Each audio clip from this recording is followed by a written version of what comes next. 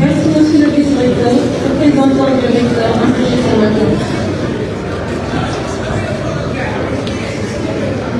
Mesdames et messieurs, illustres assemblées, nous voilà arrivés au terme des allocutions.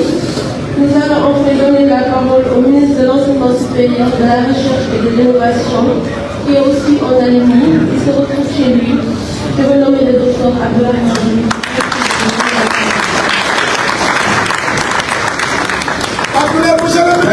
Comme ça, monsieur le ministre. Attention! Est-ce qu'on a une information pour le ministre? Levez tout le monde! Tout le monde, s'il vous plaît, voilà. Tout le monde! Voilà. Tout le monde! Merci. Voilà! Merci, s'il vous plaît. Merci beaucoup. Merci. Merci. C'est une fierté! C'est une fierté pour l'Université Gaston Berger. Nous du ministre.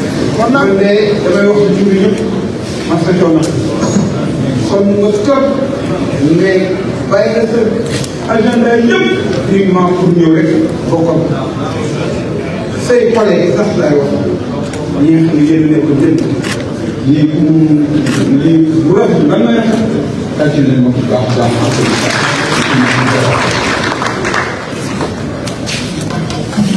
Assalamu alaikum. Bonjour à tous. Nous étions 601. Nous sommes de Sanar 1. Ils en sont à Sanar 34. Ils sont jeunes. Nous sommes aujourd'hui des dinosaures. Nous sommes tous de Sanar. Nous restons de Sanar. Sanarois un jour. Sanarois toujours. De 1 à 34, autant que nous sommes. 34 ans, en ce mois de décembre, que l'Université de Saint-Louis ouvrait ses portes, en certain 17 décembre 1990. Elle ne s'appelait pas encore Université Gaston Berger, elle s'appelait Université de Saint-Louis. Nous n'avions pas des unités de formation et de recherche, nous avions des unités d'enseignement et de recherche. Nous étions 601 jeunes, motivés et pleins d'espoir. 601 mineurs pour la plupart. La majorité était encore à 21 ans. Aujourd'hui, ils sont majeurs à 18 ans. Nous avions dit nous munir d'autorisation parentale pour nous inscrire à l'université et eux ont droit de vote en arrivant. Ils ont la connexion Internet. Nous en étions à MS-DOS et pourtant nous étions des professeurs.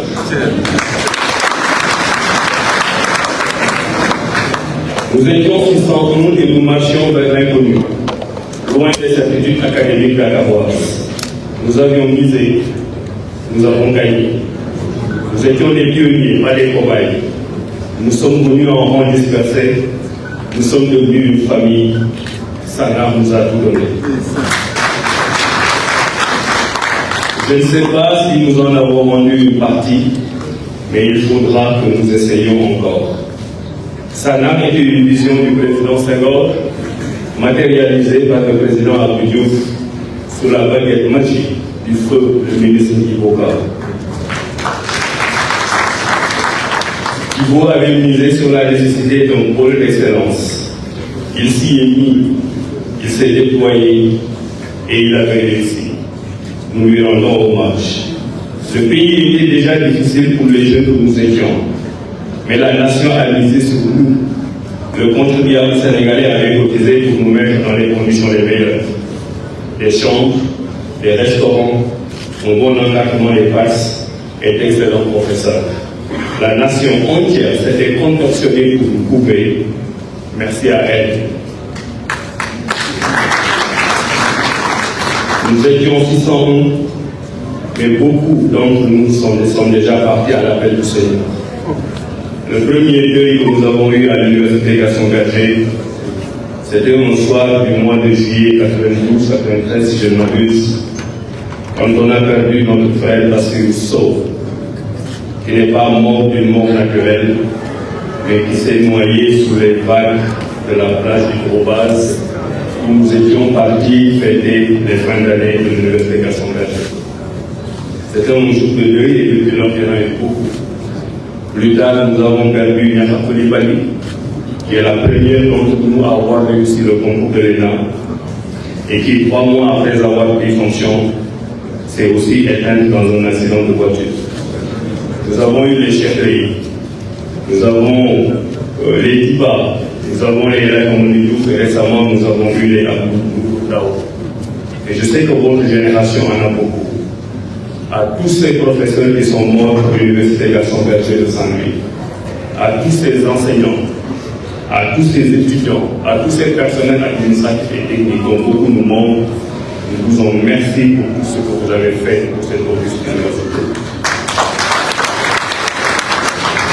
Nos dirigeants étaient magnifiques. Nous avions Amadou Lamine Ndiaye, notre recteur. Nous avions Salou Ramaka, très bien directeur de Nous lui rendons un bel hommage pour tout ce qu'il a fait pour cette université. Et nous avions en lettres M. le professeur Diawassa. Nous avions en maths info le professeur Galaïja. Nous avions en économie le professeur François Boy. Et nous avions en droit le meilleur d'entre tous, le professeur Gawaka. J'ai tenu à lire ce petit discours écrit que je renouvelle à chaque mois de décembre, qui est l'anniversaire de l'Université Gaston Berger. Et c'est un discours qui peut engager l'ensemble des dinosaures qui sont aussi présents aujourd'hui, avec qui nous avons vécu énormément de choses. L'Université de Saint-Louis, l'Université Gaston Berger, c'est une histoire. C'est une histoire d'amour. J'ai la fierté de dire aujourd'hui aussi que je représente ce que vous appelez communément les Sambagat et les Kumbagat. Parce que dans mes études de droit et dans la difficulté, c'est ici que j'ai rencontré celle qui m'accompagne dans ma vie pendant aujourd'hui.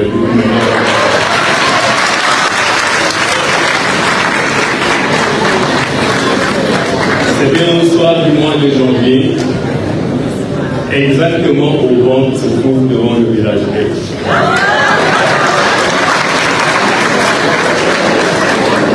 Et aujourd'hui, nous avons de beaux enfants et nous sommes encore ensemble. Donc, merci à Aïda et aussi le brillant groupe juriste que nous avons beaucoup donné.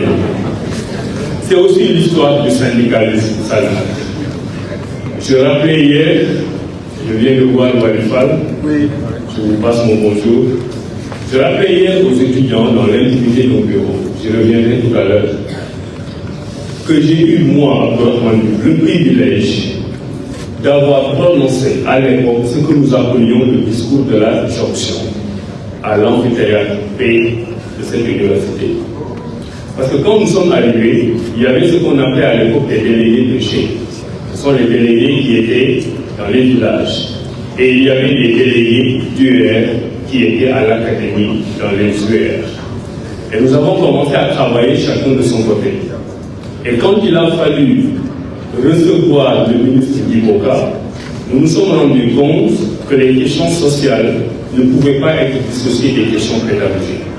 Et nous avions décidé de mettre ensemble les deux structures des étudiants. Et il me semble que c'est ce qui est devenu aujourd'hui la coordination des étudiants de Saint-Louis. Et ce discours-là, à l'amphibé, qui consacrait la jonction entre les deux structures étudiantes, c'est moi qui l'avais prononcé.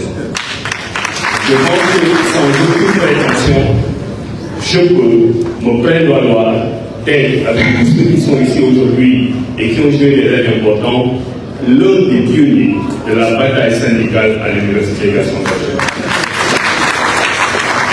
C'est pour ça que j'aimerais dire à mes frères étudiants, à mes sœurs étudiants, que chacun mène le combat de sa génération. Et que chacun doit mener le combat de sa génération en respectant la génération à venir et en rendant hommage à la génération qui a travaillé pour qu'elle soit là aujourd'hui. C'est ça la solidarité intergénérationnelle. Nous avons mené ici des combats que nous avons gagnés. Quand nous les avons menés, nous étions sûrs que nous ne serions pas les bénéficiaires de ces prestations. Nous avions passé à nos frères et ceux qui allaient venir. Et quand je retrouve aujourd'hui l'université où il y a une piscine olympique, pratiquement, où il y a toutes ces infrastructures, je me suis dit le combat que nous autres avons mené méritait d'être mené. C'est ce combat-là, vous, que vous avez la responsabilité de mener aujourd'hui. Et puisque hier, on a discuté dans l'intimité de nos bureaux avec nos enfants, les étudiants, et que nos enfants, les étudiants, ont jugé utile d'interpeller le ministre Tipéki en public, ben, le ministre doit donner en toute responsabilité sa réponse Tipéki en public. Et je l'ai dit une fois en là, mais je suis obligé de le faire. Les étudiants ont des droits. Continuez à revendiquer vos droits. Vous avez le droit de grève, et vous n'avez pas le droit de casser. Vous avez le droit de grève, vous avez le droit de revendiquer, vous avez le droit de ne pas être satisfait. Mais vous n'avez pas le droit de priver à vos jeunes frères, à vos jeunes sœurs, qui viennent d'avoir le bac, le droit de s'inscrire à l'université. Vous n'avez pas le droit. Vous ne pouvez pas avoir le droit. Parce que quand vous êtes arrivé dans cette université, il y a 4 ans, il y a 5 ans, cette université n'était pas parfaite. Il n'y avait pas toutes les infrastructures, il n'y avait pas tous les professeurs, les repas n'étaient pas les meilleurs du monde. L'université, elle n'était pas parfaite, et pourtant l'université vous a accueilli dans ses insuffisances.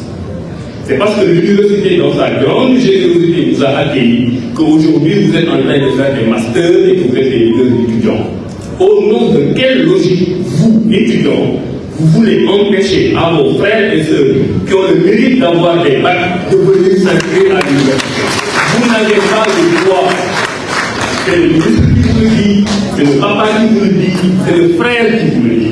Faites votre grève comme vous voulez le faire, mais vous n'avez pas le droit de priver des jeunes qui viennent d'avoir brillamment leur bac le droit de s'inscrire à l'université, soi-disant parce que les conditions ne sont pas parfaites. Les conditions n'étaient pas parfaites quand nous on était là. Et si à l'époque on avait dit Abdourahmane Diouf ne peut pas s'inscrire parce que les conditions ne sont pas parfaites, aujourd'hui Abdourahmane Diouf ne serait pas ministre de la République. Il faut que chacun exerce ses responsabilités dans la pleine conscience du droit des autres.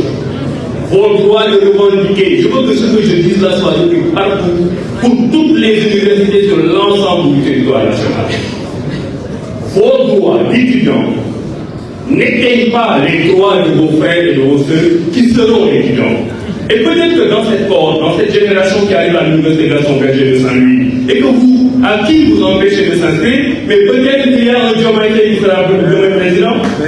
Peut-être qu'il y a Ousmane Sonko qui sera demain Premier ministre, peut-être qu'il y a Abdourahmane Diouf qui sera demain ministre de la République, et vous voulez les empêcher de s'inscrire parce que vous n'êtes pas satisfait de votre situation actuelle. Vous n'avez pas le droit. Et je vous le dis, les yeux dans les yeux. Maintenant, après, si vous voulez faire la grève, vous pouvez faire la grève. Mais sur tout le reste, nous ouvrons la voie du dialogue, la voie de la sagesse, la voie de la discussion, la voie de la paix. Parce que c'est une université de paix, c'est une université de dialogue, c'est une université de responsabilité, c'est une université d'excellence. Et je vais en terminer sur cette question sur une anecdote. En 1994, dans cette université, nous avons vécu ce qu'on appelle une année invalidée. Je n'ai pas dit une année blanche. Une année blanche, c'est ce que nous avons vécu en 1988. Où tout le monde retourne à l'année suivante et il n'y a pas d'incidence de plus. Nous avons vécu innocent l'élection de l'année invalidée. Quand l'année est invalidée, cela veut dire que tout le monde redouble sans avoir fait l'examen. Et tous ceux qui avaient déjà redoublé une année sont exclus de l'université.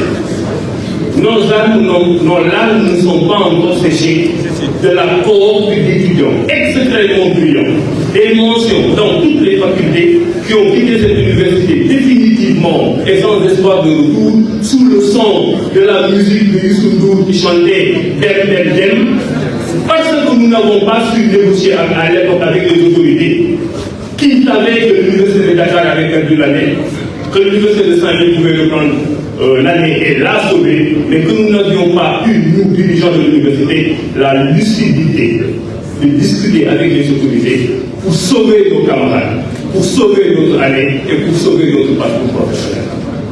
Donc quand moi je vous parle en tant que ministre, je peux aussi vous parler en tant que syndicaliste qui a commis des erreurs, qui ont eu des répercussions sur le parcours de vie de certains de ces étudiants. Vous n'avez pas le droit, vous, étudiants, de faire cette erreur. Et sur ce point, et je peux dormir la nuit. J'en ai fini sur ce point. Monsieur le secrétaire d'État Alpha. Oui, nous autres juristes, on appelle tous attaque. Et là, je commence peut-être maintenant mon petit discours. Monsieur le ministre Alpha, monsieur Diouf, représentant de monsieur le recteur, empêché, monsieur le directeur du CROUS, monsieur le président Gorgui Massamba, oui, qui a eu la belle idée de venir avec son épouse. Messieurs les directeurs, je vois Khalifa, je lui ai rendu un bel hommage hier, M. Ba, le 3FPT, les anciens présidents aussi de Ouattara, comme Aboubakar Sidi Sonko, je l'ai aperçu quelque part, M. le directeur, messieurs les dinosaures, Madame Awa Gueye-Choum, qui est ma promotionnaire, que j'ai vu aussi, comme elle l'a dit tout à l'heure, être une grande bibliothèque et de classe. Nous avons fait les finances publiques ensemble.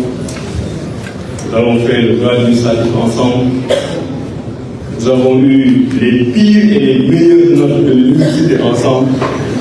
Et c'est aujourd'hui avec beaucoup de fierté que je vous retrouve toujours en train de faire l'excellent travail que vous êtes en train de faire.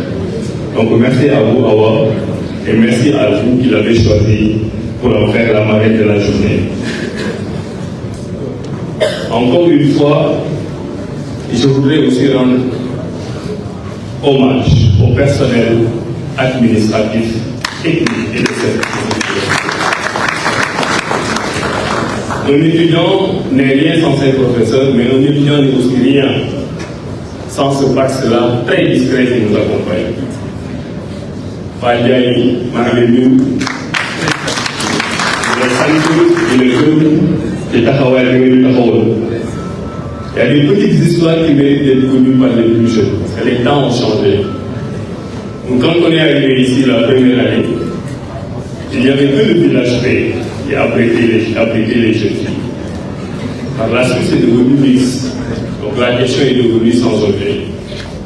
Et quand les jeunes filles étaient au village P, à l'époque, les autorités dirigeantes de l'université avaient décidé qu'à partir d'une certaine heure, je pense que c'était 20 heures, les garçons n'avaient pas le droit d'entrer au village. Vous voyez, quand on vous raconte ça, vous voyez qu'on est justement des dinosaures. C'est une problématique qui n'existe plus actuellement dans les universités où vous vivez la mixité. Et il y en avait tellement ingénieux, mais je ne veux pas prononcer. Ils s'organisaient toujours pour aller derrière et passer au travers des grilles pour aller voir après le matin le sujet. Ah oui, j'ai prononcé le nom de personne. Et lui était la vigilance de Payaï, justement. Peut-être que les choses ne se seraient pas passées ainsi. Mais ce n'est pas le fin mot de l'histoire. Le fin mot de l'histoire, c'est que quelques mois après, ces jeunes filles qu'on protégeait au village B ont organisé elles-mêmes une marche pour demander que l'accès au village B soit totalement ouvert.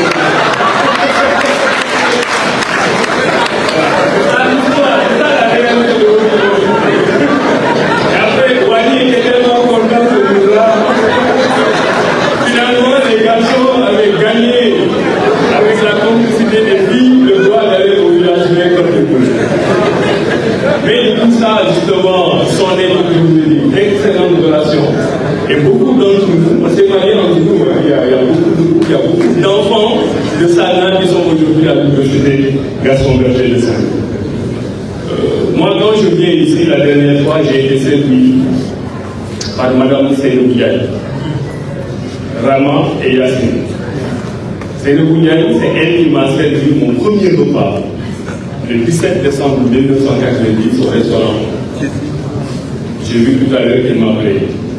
On a connu les Manikou Diouf, qui est encore là, je pense, dans les parages. Pas Ousmane Sissé. C'est lui-même qui a pris ma valise pour cette descente et qui m'a amené au guichet de l'accueil ma première chambre. Et il y en a beaucoup, grand village, je vois ça, allez grand village. Donc là, vous voyez, je vous dis le ministre qui vous parle, mais je suis en train de vous raconter juste l'histoire de l'île de Soto. Bilal est là. Voilà.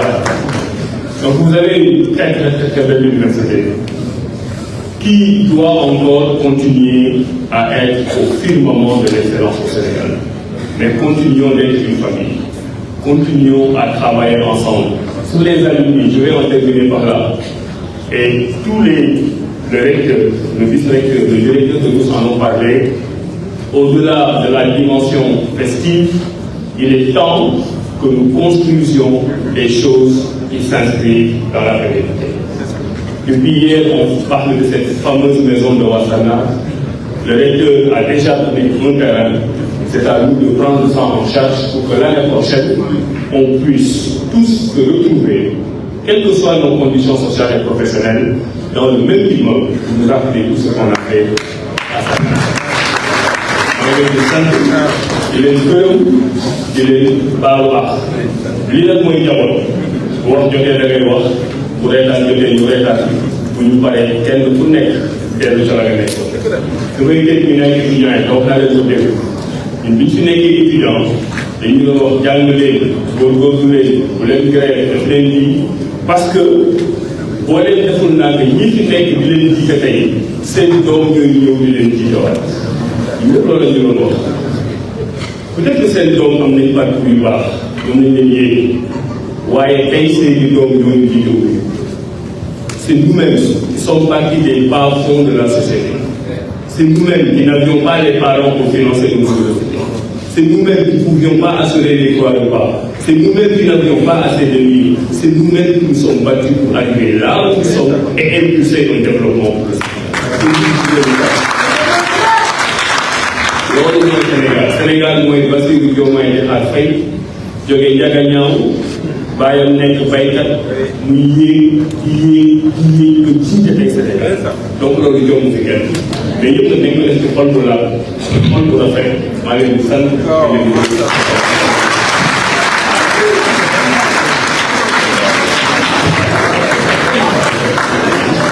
oui, le message de la Bible est que encore une fois, ça, c'est le pouvoir, monsieur le ministre.